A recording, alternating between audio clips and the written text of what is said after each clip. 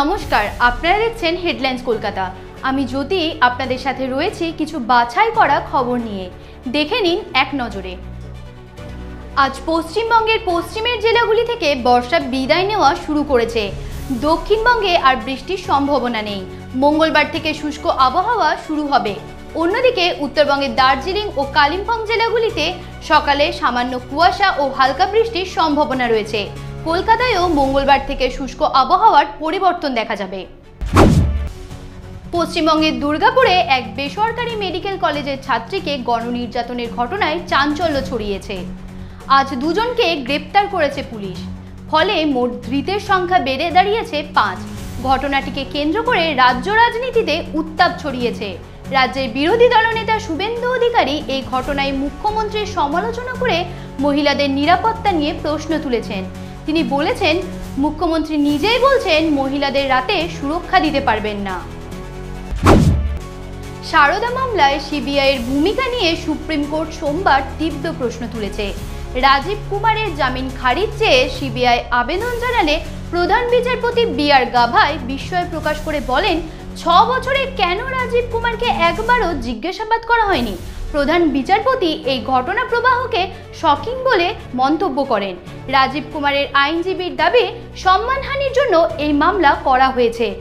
Supreme court আগামী শুক্রবার এই মামলার পূর্ণাঙ্গ শুনানির দিন ধার্য করেছে। তৃণমূলের সর্বভারতীয় সাধারণ সম্পাদক অভিষেক বন্দ্যোপাধ্যায় আজ তার কেন্দ্র ডায়মন্ড হারবারে বিজয়া সম্মেলনীতে যোগ দেবেন।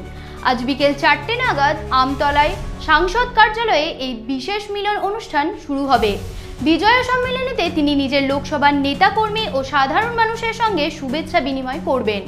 উৎসবের মরশুমে কর্মীদের চাঙ্গা করা এবং জনসংযোগ বাড়াতে এই উদ্যোগ নেওয়া হয়েছে।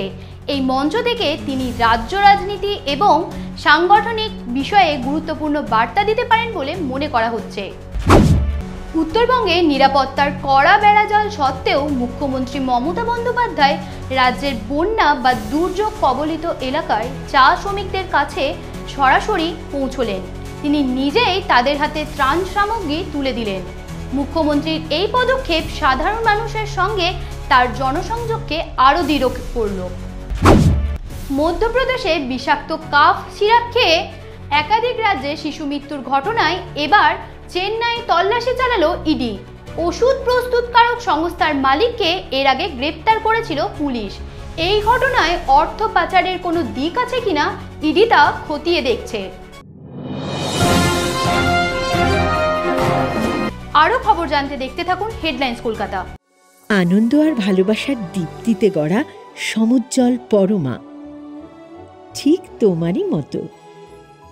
শ্যাম সুন্দর কোম্পানি জুয়েলার্স, আগরতলা, উদয়পুর, ধর্মনগর, কলকাতা।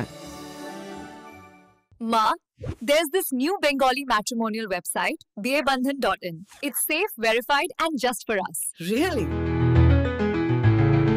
देर न करें, आज ही रजिस्टर करें।